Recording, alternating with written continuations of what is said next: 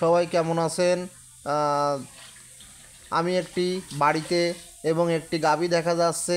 তো এই গাভীটির বিষয়ে আমি মালিকের সাথে কথা বলবো। দাদা একটু বলো কি সমস্যা হয়েছিল?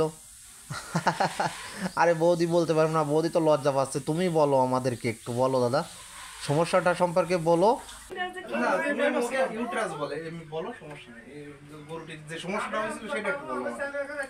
তুমি এমনি ভিডিও করো আর কদি আর আসলে আমি বলি, গাভীটির ইউট্রাস বেরিয়ে আসে বাচ্চা থাকা অবস্থায়। আমি ইউট্রাস ভিতরে ঢুকিয়ে সেলাই করি এবং ওষুধ ব্যবহার করি, তার 3 দিন পর বাচ্চা হয়। এই সমস্যা অনেক জায়গাতেই লক্ষ্য করা যাচ্ছে। আর এগুলো শুধু ক্যালসিয়াম ডি বা পুষ্টিকর খাবারের অভাব ছাড়াও অন্য কোনো কারণে হতে পারে। এটা হলে পিছনের সাইড উঁচু করে রাখতে হবে এবং ডাক্তারের পরামর্শ নিতে হবে। আমি এখন জানবো গরুটির অবস্থা কেমন আছে। এখন গরু সুস্থ, গরুটি এখন সুস্থ আছে।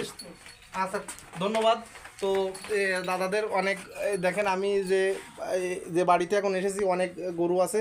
তো গোয়ালির ভিতরে অনেক গরু দেখতে পাচ্ছি।